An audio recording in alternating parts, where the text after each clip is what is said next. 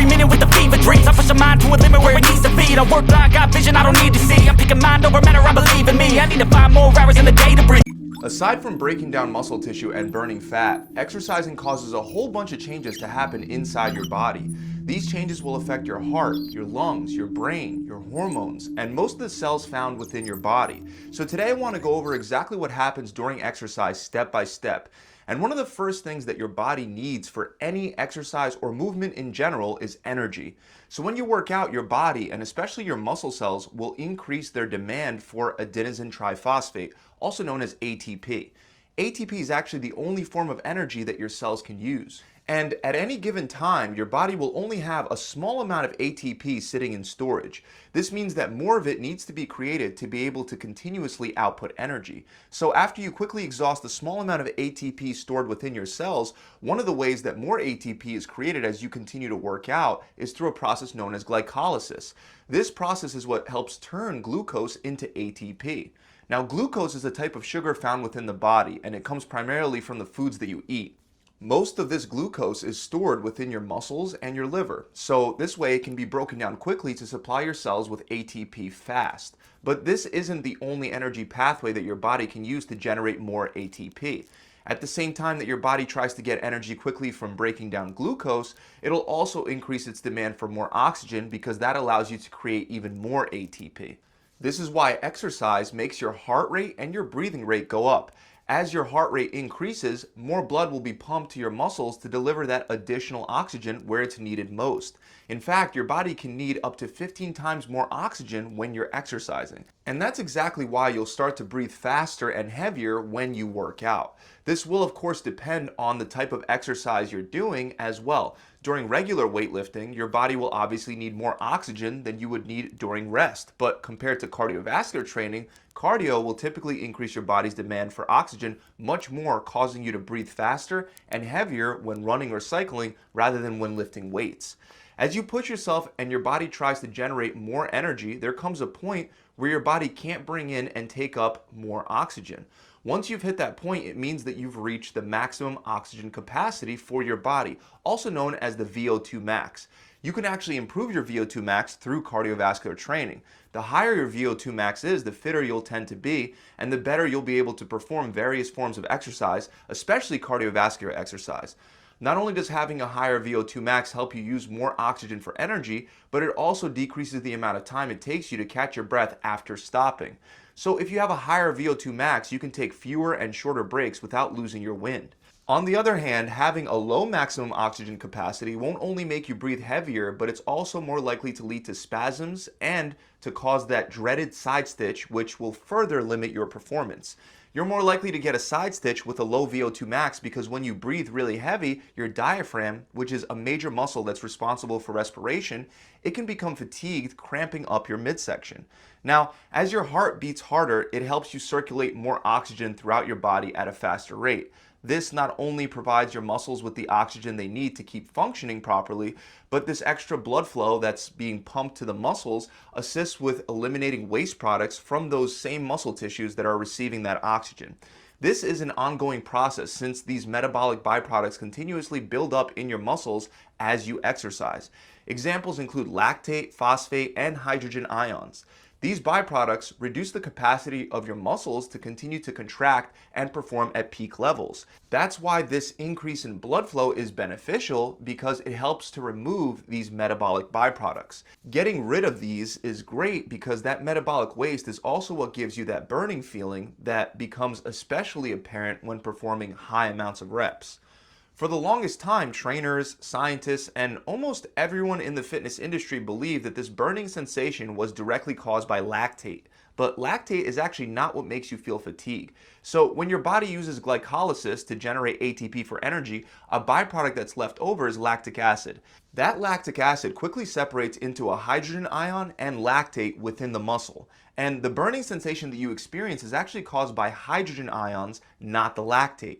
Hydrogen ions do that by making the surrounding environment more acidic. In either case, having a stronger cardiovascular system and a more efficient VO2 max can help clear out the waste that causes that burning sensation. Now, More blood flowing to the muscles doesn't just happen without any trade-offs. One consequence of this increase to blood flow to muscle tissue is that it pulls some blood away from other systems and functions within the body, and those functions get pushed down the priority ladder, so to speak, when you're exercising. An example of one of these functions is digestion. So the digestive process will become impaired during exercise. That's why it's best not to consume a heavy meal directly before your workout. If you do, it'll likely just sit there in your stomach, causing discomfort, gas, indigestion, and bloating. Now, even though digestion slows down, other organs aside from our heart, muscles, and lungs will also benefit from the increase in blood flow. One of those major organs is your brain, which has been shown to experience increases in blood flow during exercise. This is beneficial for a number of reasons outside the gym, but even while you're working out, this additional blood flow will make you feel more alert and focused, which helps your brain cells literally function at a higher level. Specifically, there are 3 areas in the brain that experience an increase in blood flow during exercise. These include the hippocampus, the hypothalamus, and the pituitary gland. The hippocampus is the part of the brain that's crucial for learning and memory. It's also one of the only sections of the brain that can make new brain cells. The increase in blood flow leads to more oxygen being delivered to the brain, which helps facilitate this process of neurogenesis, or the creation of new neurons in the brain. The best part is that even if you were to completely stop exercising, those new brain cells that you create will survive. This is typically not the case for many other changes that happen to the brain in response to exercise. Most of those changes will quickly fade away not too long after you become less active. The other part of the brain that's impacted is the hypothalamus, which is responsible for a number of bodily functions, including body temperature regulation and the regulation of water balance in the body. So obviously when you exercise, your body will heat up. It's your hypothalamus that then informs your skin to secrete sweat and to release it through your sweat glands to keep you cool. And the third part of your brain that's impacted, the pituitary gland, happens to be the control center of your brain. It informs the adrenal glands to pump out cortisol and adrenaline, which make your heart beat faster and your lungs breathe more efficiently. The pituitary gland also increases your blood pressure, makes you more alert, helps your body mobilize its energy stores into fuel. It also raises blood sugar levels in the blood to give you fast-acting energy, and it informs your body to secrete growth hormones. Research shows that high-intensity interval training specifically is really effective at increasing growth hormone, but all forms of exercise are beneficial for your growth hormone. Now, when most people hear growth hormone, they think that it's beneficial from a muscle building standpoint, but that's usually not the case. A study from McMaster University found that growth hormone is not anabolic in muscle tissue. It's only anabolic in the surrounding connective tissues like your tendons and bones. It also can help delay muscle breakdown, so it can be beneficial from a muscle maintenance perspective, but not so much for growth. Instead, it seems that the primary role of growth hormone during exercise is to help mobilize fat from fat cells so that the fat can be burnt off for energy. Aside from hormones, exercising also triggers the release of various chemical messengers in the brain known as neurotransmitters. This includes endorphins, which are your body's natural painkillers. The release of these endorphins can lead to the phenomenon known as the runner's high, which is a short-lasting euphoric state following intense exercise. But endorphins aren't the only neurotransmitters that get released. Dopamine, which also plays a significant role in how we feel pleasure, also gets elevated, as well as gamma-aminobutyric acid, also known as GABA. GABA is a neurotransmitter that has tranquilizing and anti-anxiety effects. You'll likely also feel better due to a bump up in serotonin, a neurotransmitter known for its role in mood and depression. Another thing that'll happen as you're exercising, especially if you're lifting weights or engaging in some other form of resistance training, is tiny tears in your muscle cells will start to develop. We call this process muscle damage, and it's what gives your muscles that sore feeling after your workout. This muscle damage is especially magnified for beginner lifters, and it's also magnified when you perform exercises with your muscles in a stretch position. An example is the Romanian deadlift. If you've done Romanian deadlifts before, you've probably experienced severe muscle soreness the day after your workout. That's because the exercise trains your hamstrings in a stretched position. And exercises that do that typically lead to more muscle damage and more delayed onset muscle soreness the following day. This leads many people to believe that muscle damage is crucial for muscle growth. The belief is that when you create muscle damage, your body will repair it and then add additional muscle fibers on top of it to prepare for a similar training stimulus the next time, leading to muscle growth. However, nowadays, scientists are more skeptical about whether muscle damage actually improves muscle growth. Currently, research indicates that muscle damage isn't required for muscle growth, and it doesn't even correlate with muscle growth. In fact, excessive amounts of muscle damage might even impair muscle growth, as indicated by a 2019 paper published in the Journal of Applied Physiology. So the goal shouldn't be to damage your muscles as much as possible or to get as sore as possible, because that's simply not how your body responds. Finally, one last thing that'll happen inside your body when you exercise that I briefly touched on earlier is that you'll start to sweat more, especially if it's hot. Your body will release sweat to help you cool down, and it's a pretty straightforward process. The hypothalamus will signal two types of sweat glands, the eccrine glands and the apocrine glands. Eccrine glands are found on the surface of your entire body, and they produce an odorless perspiration that's made up of a mixture of water, salt, and small amounts of other electrolytes, and that's released directly onto the skin's surface.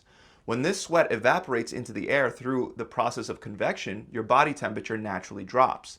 The apocrine glands, on the other hand, are primarily found in hair-covered areas like the scalp, armpits, and groin. These sweat glands produce a fattier sweat that can result in an odor when bacteria on the skin begin to break it down.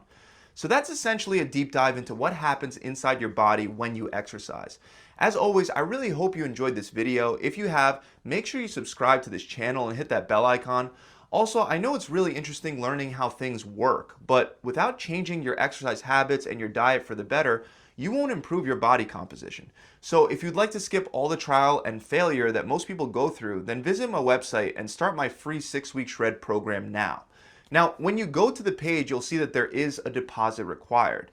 That deposit is given back to you at the end of the program to encourage you to actually do your part the whole way through, which after 14 years of training clients, I've realized that the most important thing is for the client to stay consistent and accountable. By giving you back your deposit at the end and requiring you to simply just show up and try throughout the 6 weeks, you'll not only get a free program, but you'll also get incredible results in the process. Unfortunately, most free programs don't produce the kind of results that we do because they go straight to the trash if they're ever even opened. That would be a complete waste with our 6-week shred because it's over $500 of value. You get a complete workout plan, a full video exercise library, a recipe book, a customizable diet plan based on your preferences, and a coach that'll be there to guide you through the entire process. The deposit simply motivates you to actually follow the plan, and based on our experience with over 20,000 people, that's what actually leads to incredible results. Our only secret hope is that after you get these incredible results, you decide to continue working with us after the 6-week trial. But it's totally up to you. At the end of the 6 weeks, you have no obligation to stay. You can take your deposit and your results and go train however you want. I wake up every minute with the fever dreams. I push my mind to a limit where it needs to be. I work blind, got vision I don't need to see. I'm picking mind over matter, I believe in me. I need to find more hours in the day